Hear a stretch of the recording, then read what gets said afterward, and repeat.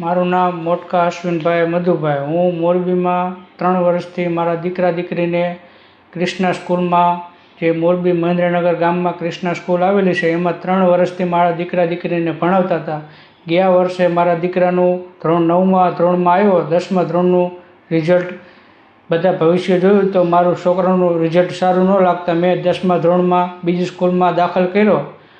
તો કૃષ્ણા સ્કૂલમાં મારું રિઝલ્ટ અને એલસી, જે લિવિંગ સર્ટિફિકેટ, મેં સાહેબને કીધું કે મારું લિવિંગ સર્ટિફિકેટ ને એલસી આપો, મારે બીજી સ્કૂલમાં એડમિશન લીધું છે. તો મને વારંવાર ઓનલાઈન નીકળશે, આજ આવશે, કાલ આવશે, એ રીતે ધક્કા ખવડાવીને અંતે મને રિઝલ્ટને એલસી 10મા ધોરણમાં 9મા ધોરણનું રિઝલ્ટને એલસી મને આપ્યું. જે રિઝલ્ટ 9મા ધોરણનું કૃષ્ણા વિદ્યાલય બદલે ભારતી વિદ્યાલય મહેન્દ્રનગર અને કૃષ્ણા સજ્જનપર સંસ્કાર વિદ્યાલય સજ્જનપર, જે મહેન્દ્રનગરમાં સ્કૂલ નથી, તેમ છતાં રિઝલ્ટને એલસી મને આપ્યા.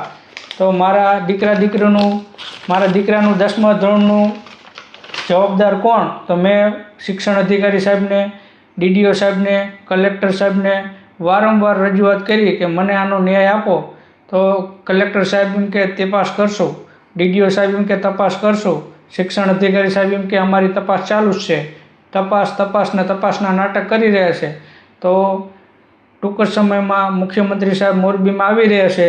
તો મને આમાં જે 2 રિઝલ્ટ આવ્યા છે, સંસ્કાર વિદ્યાલય સજ્જનપર અને ભારતી વિદ્યાલય મહેન્દ્રનગર, એમાં કયું રિઝલ્ટ મારે સાચું ગણવું? તો મુખ્યમંત્રી સાહેબને અમારો પરિવાર રજૂઆત કરવા જશું અને કહેશું. અને આમાં કલેક્ટર સાહેબને, ડીડીઓ સાહેબને,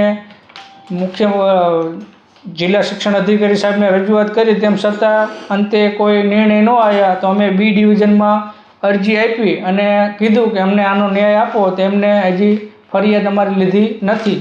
તો અમારે અત્યારે જે અમારા છોકરાનું ભણતર 10મા ધોરણનું લટકી રહ્યું છે, એના માટે ન્યાય માટે હું વારંવાર ધક્કા ખાઈ રહ્યો છું.